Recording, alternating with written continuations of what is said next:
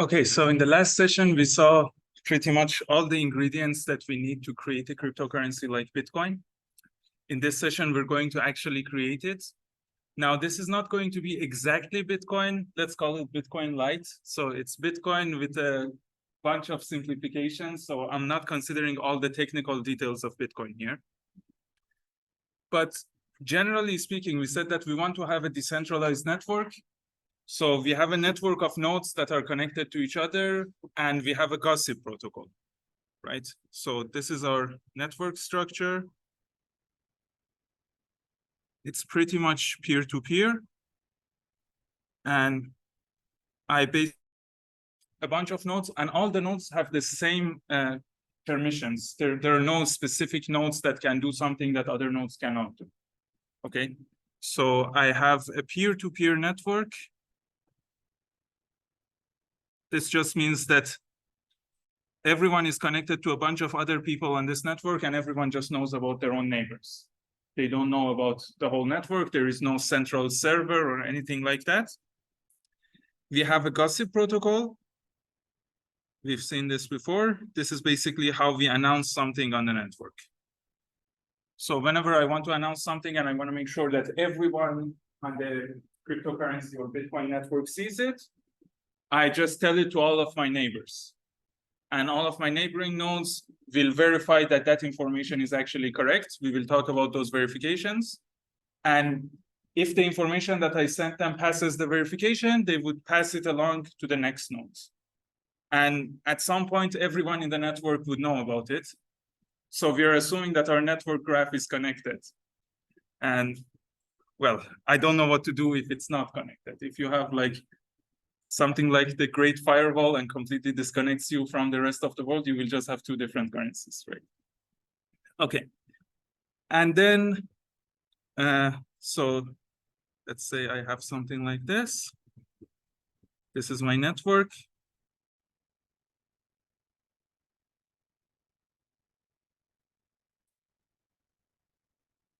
Now, how do you join a network like this? Well, you join it if you know anyone on the network, right? So if you know the IP address of any of these nodes, you can just make a connection to them. Now, there are public websites with a bunch of IP addresses you can use. So there are a lot of people on the network who would be happy to connect to you if you want to. So that's how you connect to the network, but anyone can connect. So you don't have to pay a fee. You don't have to do anything in particular. You should just send a message to one of the nodes. And if they agree to be your friend, if they agree to connect to you, you can connect to them. That's it. Okay. And you can take like networking courses about the details of how the network works. But for us, in this course, we're just going to look at it as a graph over which we can send messages. That's all we're going to do. Okay. Now, this is about the network structure, but we also said that we distinguish between two types of nodes. We have normal nodes, who are the ones who are just taking part in the protocol, receiving information, sending information to others, and so on. And we also have miners. And the miners were the ones who were trying to solve proof of work.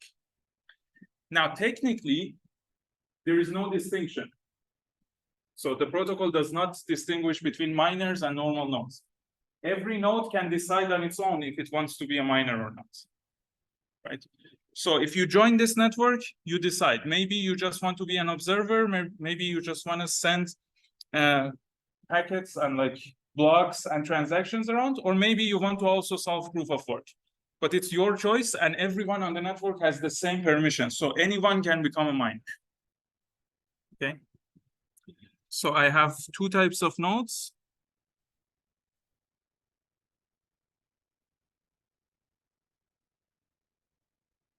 I have what I call normal nodes,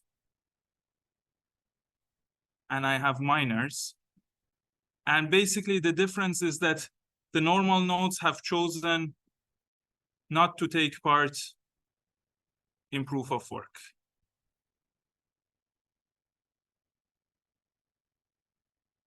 But the miners are the ones who want to add new blocks. Okay, so the miners want to add new blocks.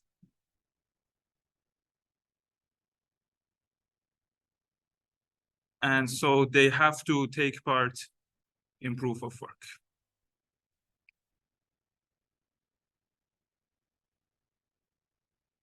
Okay. So today what we're going to do is to look at this whole protocol from the point of view of a normal node and then from the point of view of a miner. And we're going to see what happens at every point. Okay, so here's the thing. First of all, what are our two fundamental structures here? We have blocks and we have transactions. So let's just remember those. So I have transactions. And remember what a transaction had. A transaction just had a bunch of inputs and a bunch of outputs and some signature. And it had like values on all of the outputs and so on. And we said that the inputs of a transaction have to be outputs of previous transactions. So basically here I'm saying that I'm taking some money that I received in some previous transaction and I'm pointing to it with a hash pointer. And I'm saying I want to use that money in this transaction. And then in the outputs, I'm basically going to say who owns the money now. So I'm going to say Alice owns this much, Bob owns this much, and so on. So those were the transactions. And then we also talked about blocks. And we said that a block is basically just a sequence of transactions. Now, we said that we save them as a Merkle tree, but you can save them in whatever data structure you want. We don't really care. So a block is a sequence of transactions with some metadata. And the metadata was like, maybe you want to include a timestamp. Maybe you want to include the public key of the miner who's adding this block. But very importantly, you want to have a pointer to the previous block, and you want to also have a proof of work solution. You want to have a solution to your puzzle, right? So a block, again, these were just sequences of transactions plus some metadata. And we said that a block looks like this. Now, I'm not listing all of the metadata that exists out there. I'm just listing the ones that we use here. So it will have a hash pointer to the previous block. Okay. It will have the identity of the miner, which means the public key of the miner who's adding this block. It will have a bunch of transactions, transaction 1, transaction 2, blah, blah, to transaction n. And it will, of course, have a nonce or a solution, basically, to the proof of work puzzle. So these were all things that we have already covered. I just wanted to go over them one more time really fast. And now we're going to look at the whole system from the point of view of a normal node. So let's say I'm a normal node. Point of view. A normal node. What does it mean that I'm a normal node? It means I'm not mining new blocks, but I'm on the network. I'm taking part in the gossip protocol. I'm hearing a bunch of transactions from other people. Maybe I'm also hearing a bunch of blocks, right? So I have to figure out what kind of data I'm going to store, and I'm going to figure out what kind of messages I'm going to send to my own neighbors, okay? So a normal node will always listen for new transactions and blocks. Okay. So any one of my neighbors can send me a new transaction at any time saying, hey, I saw this transaction. If you don't know about it, update your knowledge with this. And similarly, they might send me a block. Okay. Now, what am I going to keep track of? This is actually very similar to the case where we had a central bank. I'm going to keep track of two sets or two sequences of transactions. One is the set of transactions that I have heard about, but they're not yet finalized, right? So not finalized means that they're not added to the blockchain. And then the second one is the blockchain itself. It's basically the transactions that are already finalized. So I'm going to save both of them. So I'm going to save two sequences or sets, or okay, let's just say two types of transactions. I have unfinalized transactions and I have the finalized ones. And for the unfinalized ones, we're going to just save them with whatever data structure we like. So the protocol doesn't really tell you what data structure to use because we don't care. It's your own computer. You can do whatever you want as long as you save this information, right? So these are usually called the mempool. So we think of them as just a set of transactions that I have heard about. But I know that no miner has added these transactions to the blockchain. So that's my mempool. And then I have the finalized transactions, and that's basically the blockchain, right? And remember that a blockchain was just a linked list of blocks. So I have a sequence of blocks. Each block has a pointer to the previous one, and each one of these blocks has solved the proof of work puzzle. So that's why I have them as a chain. And from my point of view, as a normal node, any transaction that is on this blockchain is already finalized. It's already done. Okay. So I would show it like this. So let's say I have this mempool.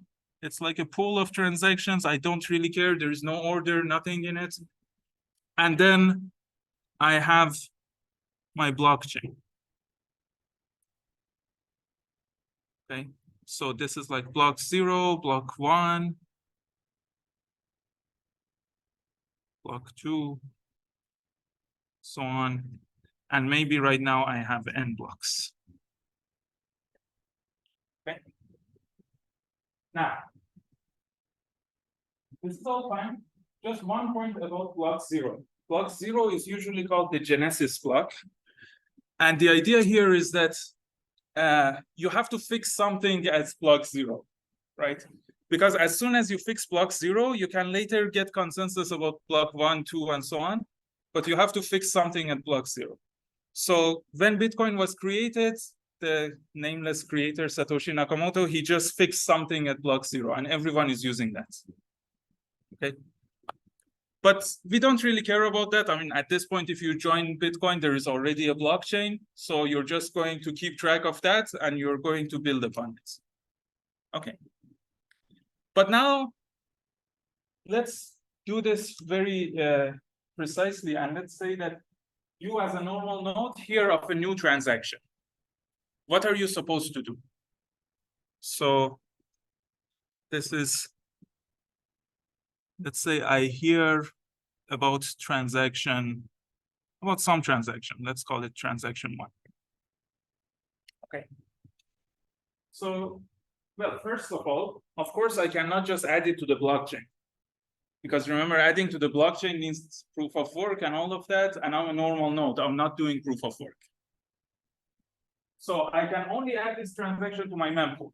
I cannot finalize it on my. But should I add any transaction to my mempool? Of course not, because what if this transaction is invalid, right? What if this transaction doesn't have the right signatures and so on? So I have to validate this transaction. And after I validate it, if this transaction looks valid from my point of view, then I will add it to my mempool, and I will also broadcast it to all of my neighbors in the network. So, but if I decide that this transaction is invalid, I would not broadcast it because that's just spamming the network, right? And by the way, I'm assuming that I'm an honest node, and at some point we will do security analysis in this course, and we will have like a lot of cases where we're analyzing what happens when someone is dishonest. But here I'm just describing what an honest node who follows the protocol would do. So these are the rules for honest nodes. As an honest node, I hear this transaction and I say I validate it first. If it's valid, I would add it to my mempool and I would also send it to all of my neighbors. And then hopefully they're honest and they will do the same thing. So if it's a valid transaction, everyone on the network will hear about it eventually. And then we know that some nodes on the network are miners. So hopefully one of the miners will pick it up and add it to the blockchain. But as a normal node, I'm not adding anything to the blockchain. Okay, but I have to validate this transaction. So I have to check if this transaction is valid. Now, what are the checks that I have to do? We talked about this when we were talking about transactions. We said that, well, this transaction, it should have the right signatures, right? So if it's using money from, let's say, Alice, it should have Alice's signature. Otherwise, I mean, it's just not allowed, right? So we're going to check basically the proof of consent. We're going to check that there are signatures from the owners of the money that is being spent here. And again, remember, in order to check the signatures, I only need to know their public key. And I know everyone's public key because everyone is using their public key as their identity. So when someone was paid some coin, it was their public key that was paid. And now if they're spending it, they have to just give me a signature that was created with the secret key corresponding to that public key. And I can always verify signatures, so I can always verify that I have the consent of the owners. Okay, that's the first thing I have to verify. The other thing I had to verify was that this transaction does not create any new money, right? I had to make sure that basically the sum of inputs into the transaction is greater than or equal to the sum of outputs. So I checked that as well. I just checked that sum of inputs. This is not a minus, this is a bullet point, is greater than the sum of outputs. Okay, nice. And then the other thing I had to check was double spending. So I've heard of this transaction. This is my transaction one. It has a bunch of inputs. It has a bunch of outputs. But we know that double spending is not allowed. We know that every output can be spent only once. And every input to transaction one is an output of a previous transaction. So if I know that, for example, this output, which was, let's say, this input was an output of, let's say, some transaction 0. And transaction 1 is using it. And let's say I know of a different transaction. Let's say I know another transaction. Let's call that one transaction 2. That is also using, this same output as its input. This is double spending, right? Let me actually put this down here.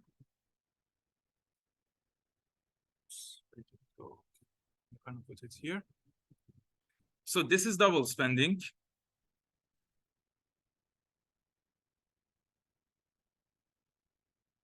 And if we have this, it means that the owner of this coin, the owner of this output, which was double spent, is doing something dishonest. They're trying to spend the same coin twice, right?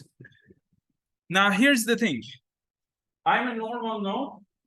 I'm not taking part in the mining, so I cannot decide which one of these transactions end up on the blockchain. That's what the miners do. But at the very least, I don't want to help someone do the double spending attack. Okay? So how do I not help them? Well, simple. I will just drop the transaction if it's a double spending transaction.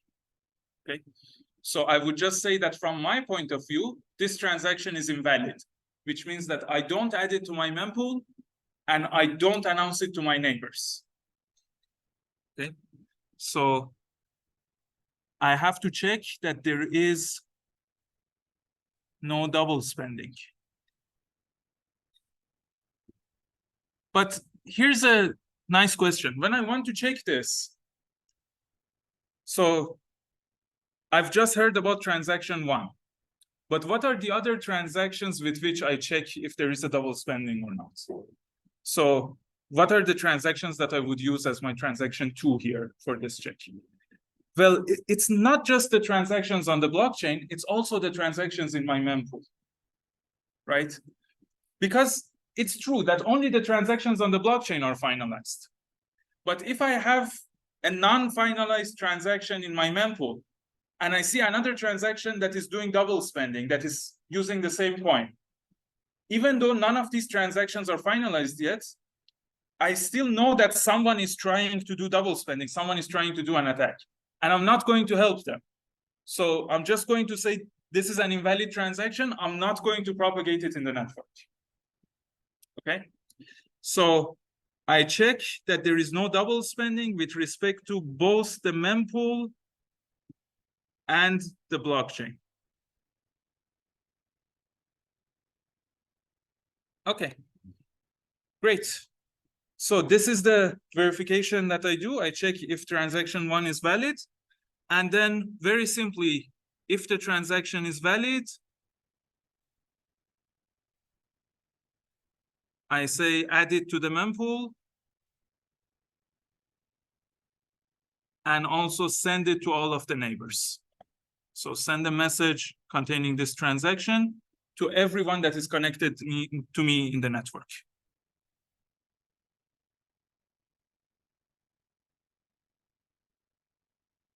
Awesome. Okay. So this is how I work with transactions. But remember, in our gossip protocol, we said that we are gossiping about 2 things. We are gossiping about transactions, but we're also gossiping about blocks. So this was the case when I heard about a new transaction. What happens if I hear about a new block? Okay. So let's say I hear about a new block. Let's call this one B. And again, remember, I'm a normal node. I've heard about a new block. So this means that one of my neighbors told me, hey, there is this block that someone has mined, and that neighbor thinks that this block is a valid block and has sent it to me. Now I want to decide if I want to add this block to my blockchain. Okay. So I basically have to do a check very similar to here.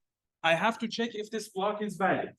And if the block is valid, I'm going to add it to my blockchain, but I'm also going to send it to all my neighbors. So it's very similar to what I do with transactions. The only difference is in the rules that I'm going to apply for checking if the block is valid or not. Okay. So remember, I have my mempool. This is my mempool. And I also have my blockchain. Let me just copy this.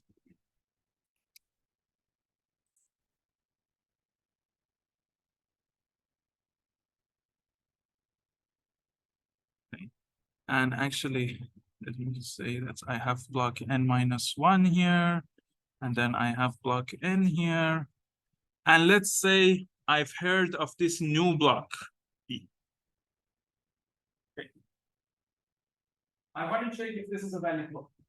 So first of all, I'm going to say, well, where does it point to? Because this block has a pointer, right? It has a pointer to the previous block. Now, I might be lucky, and maybe the previous block is literally the last block that I knew in the blockchain, right?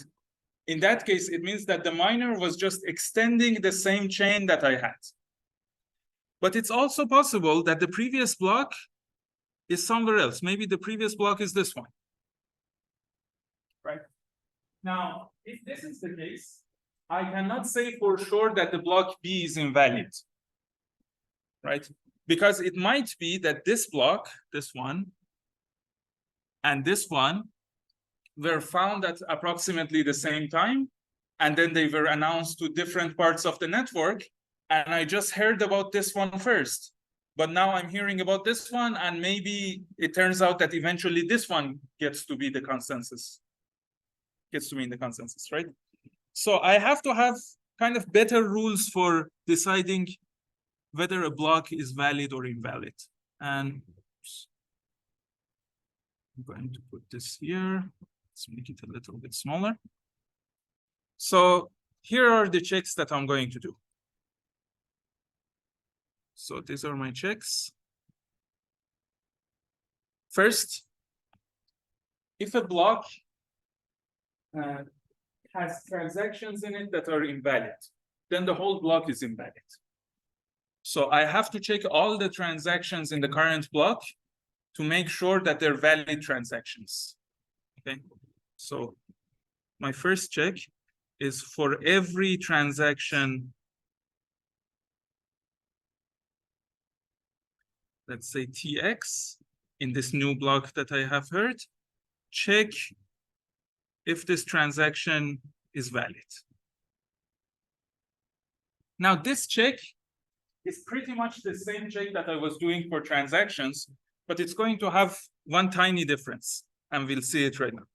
So here's the thing. What did I need to check for transactions? I needed to check proof of consent. I needed to check that the sum of inputs are more than the sum of outputs. And yeah, so I'm going to have that. I'm going to check proof of consent, which is just signatures.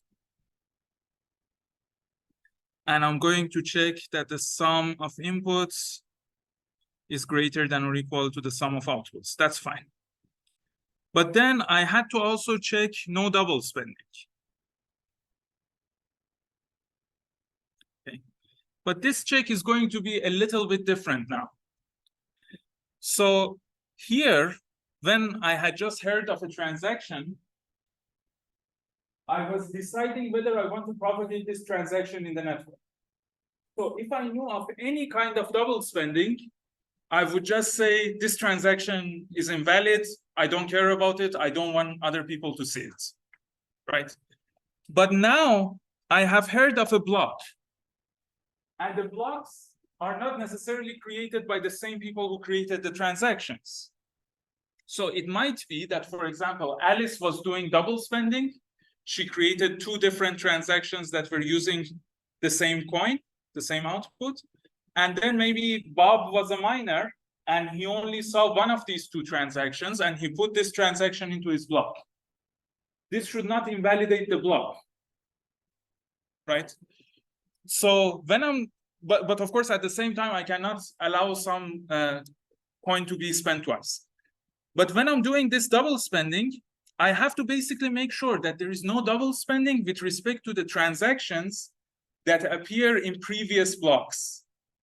Okay, so I'm not going to check it with my mempool. I'm not going to check it with my entire blockchain. I'm just going to check double spending with respect to transactions in previous blocks.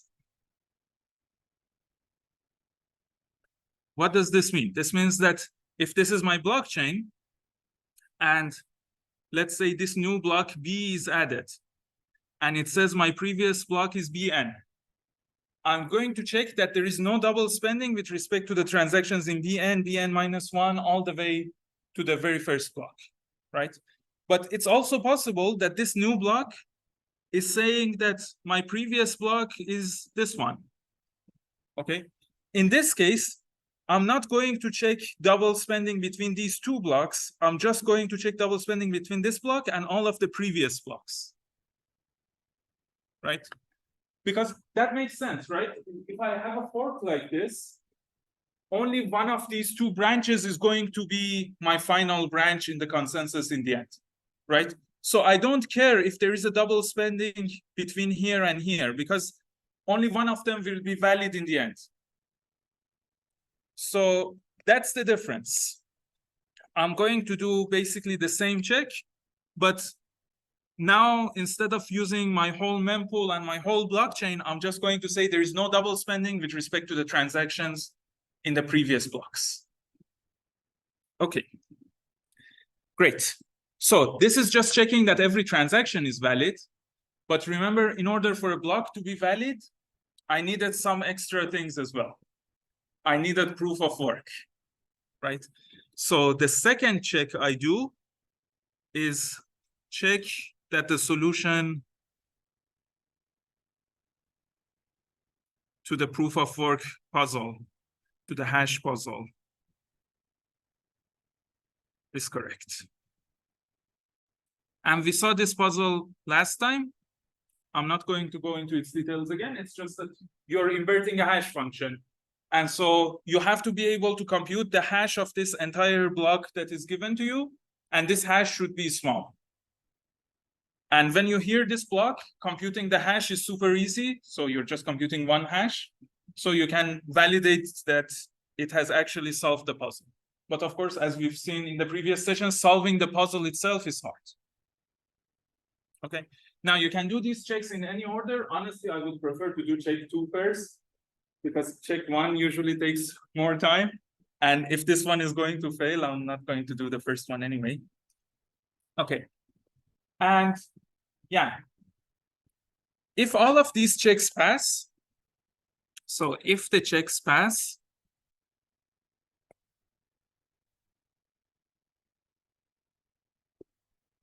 I'm going to again do 2 things. Add this new block B to my blockchain. And I'm also going to announce B to all of my neighbors.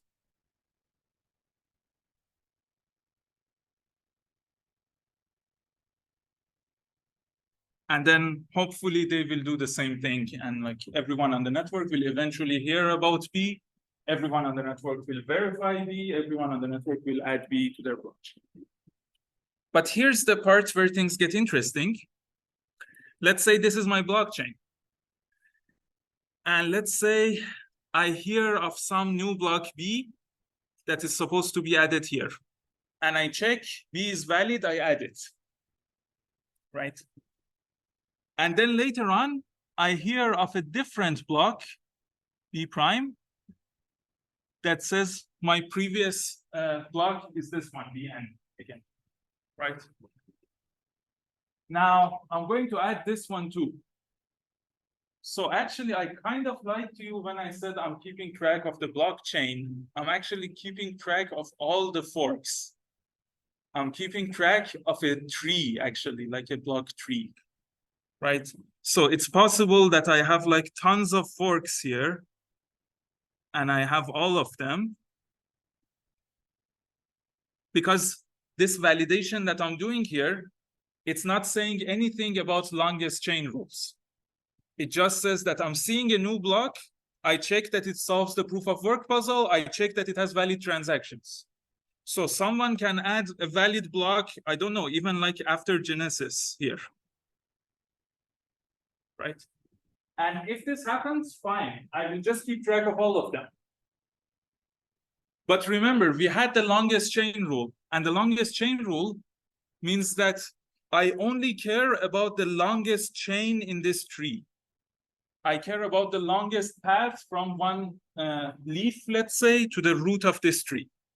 So if I have a fork here, and I have these blocks, and then let's say this one gets longer, then from my point of view, as a node on the network, only the transactions that are in this longest chain are the finalized transactions. I'm keeping track of all the other chains, but I don't care about the transactions in them. I don't think those transactions are finalized. So from my point of view, you own some money if you own it in the longest chain. Okay, so I'm going to go back here, and I'm going to say that my finalized transactions, I'm not really going to save them as a blockchain. I'm going to save them as a block tree. But my blockchain is the longest chain in that tree. Okay. Nice. So again, I'm just going to write it here. Remember the longest chain rule.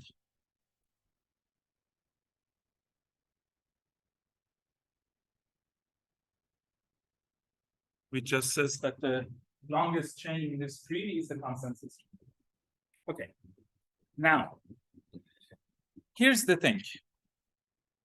In practice, this is not what a lot of nodes do. In practice, if you go and create a block right now, that is creating a really deep fork that is like saying my previous block is the Genesis block, or my previous block is some block in 2008. No one's going to take you seriously. You can publish this block in the network, everyone's going to ignore it, right? Technically, the protocol says you should not ignore it, because if you ignore it, you might miss the longest chain. Who knows? If I ignore some block, it's possible that later on the miners build upon that block and that block becomes the longest chain. But, so there is really nothing I can do here. In practice, if I hear a block that was from a very long time ago, it's very unlikely that there would be a chain that extends that block, and I haven't heard of it like in the past year or so. And now suddenly I have a block that is coming from 1 year ago. So in practice, a lot of the nodes just ignore it. And that's why part of the metadata of the blocks is also their timestamp. And generally speaking, if I'm a node and I see a block that has a timestamp that is like more than 2 hours ago, I would just say, who cares about this? This is too old. Okay. Now, again, technically you shouldn't do it, but in practice, everyone does it. Nice. So this is what happens from the point of view of a normal node. But let's now take a quick look at the point of view of a miner. So I don't want to write POW.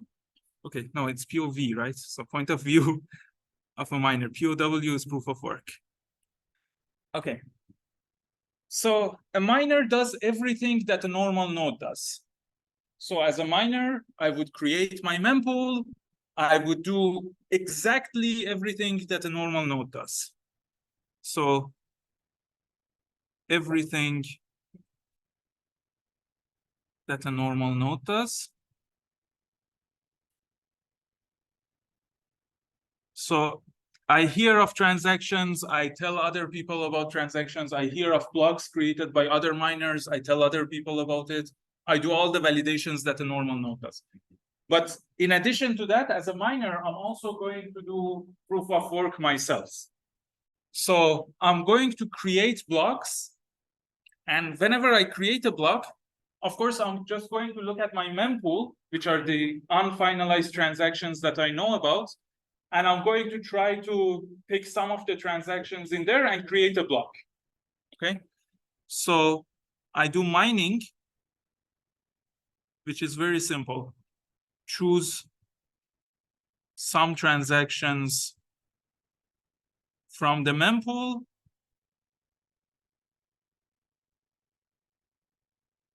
and create a block.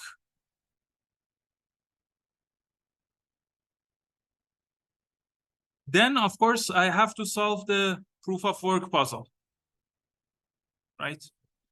So when I say create a block, I have put all the transactions in this block, but remember, I have to also put my public key. I have to say who the miner is, but I also have to solve the proof of work. I have to find the nonce that makes the hash of this block small. So I just say solve the proof of work puzzle. Okay. And again, we've seen this in the last session. It's just trying different hashes until I find a solution. So I keep doing this until I get lucky and I find a solution.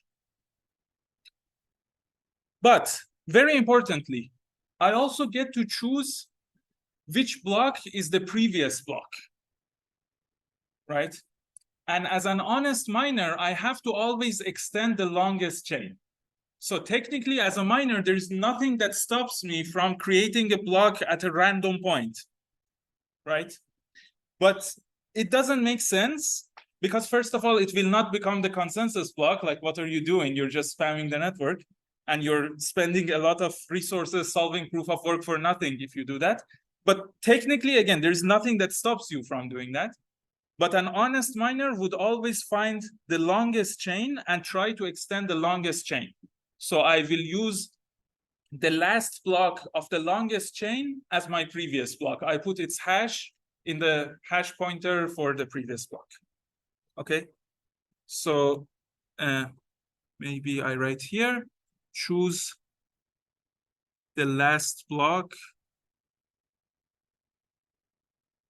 of a longest chain. Oh. Okay. Good thing this is not a real world. Oh, the F remainder. Okay. So I'm just going to say choose the last block of a longest chain as the previous block.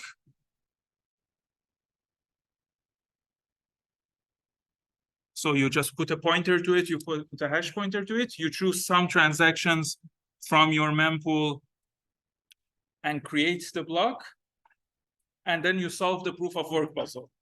And if you're successful in solving the proof of work puzzle, you would just announce it to the whole network. So when the puzzle is solved successfully, I would just say announce the new block.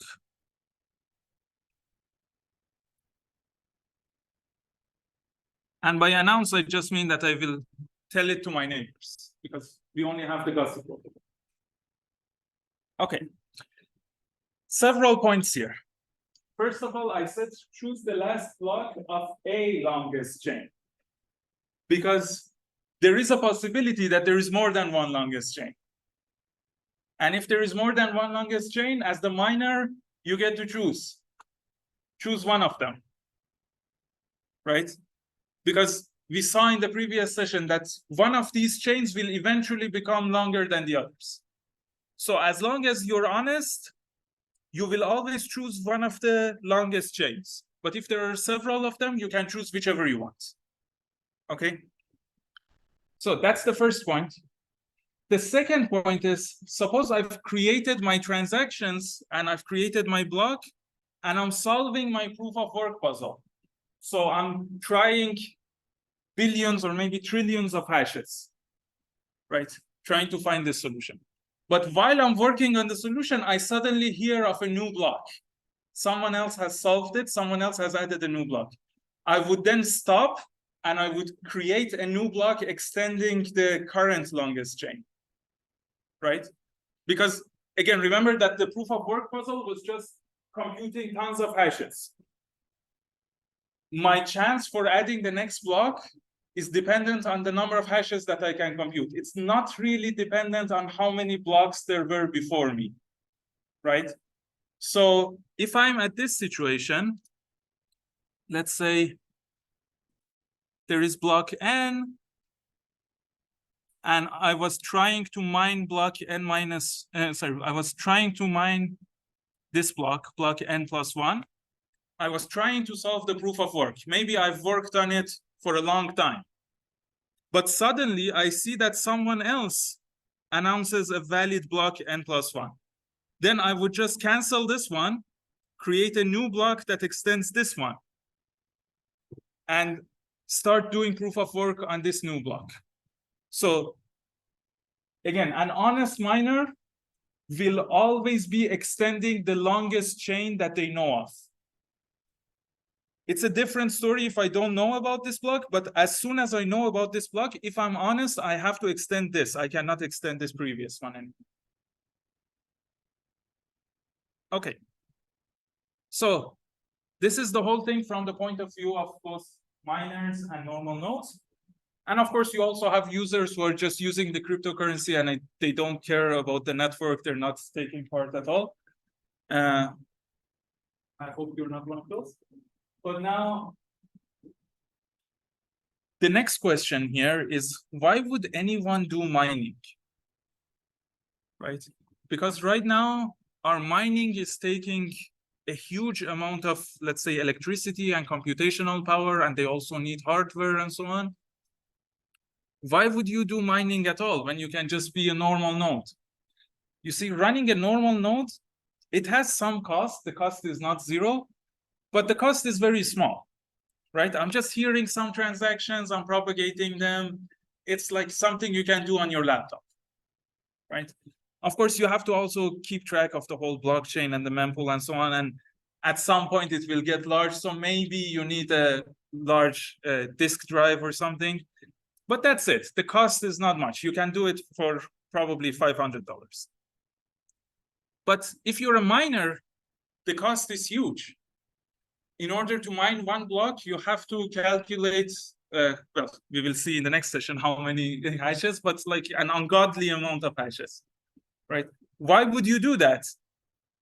And the answer is that we have to incentivize you. We have to give the miners some money as compensation for doing this kind of work. And so the way we do that is by creating new units of money. So we're going to allow the miners to create new Bitcoins. Here's what I'm going to do. I'm going to say that whenever you're a miner and you successfully add a block, in your block, you get to also add one transaction that has no inputs, but is paying some output to yourself. And that output is going to be a fixed amount. We call it the block reward. Okay, so you're going to get a reward for creating a new block. And that reward is yours. You can use it the same way that you can use the outputs of any other transaction. So you can transact with it. And this is also how we are creating new units of our currency, because we don't have a central bank. We don't want to have centralization. Now, this makes everything a little bit more complicated. Like from the point of view of a normal node, this verification is just like before, but when they want to verify every transaction in a block, there's like a special case. If this is the miner's reward transaction, it doesn't have to satisfy this rule that the sum of inputs is greater than the sum of outputs. So I say except for the miner reward transaction.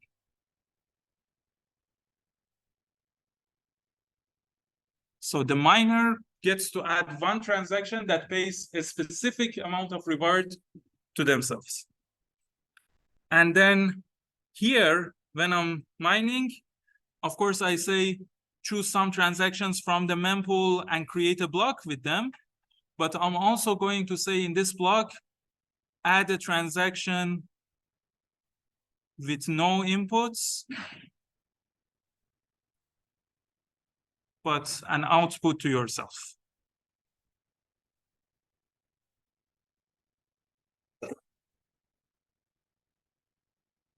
Okay, and again, this is called the block reward. Now, of course, it would be stupid if we allow the miners to choose how much this output is going to be, because then they're going to create tons of money and pay everything to themselves. So in the next session, we're going to see the rules for this. There's actually a very specific rule, and the miners cannot add more reward. Otherwise, their block will be invalid. Okay, see you tomorrow.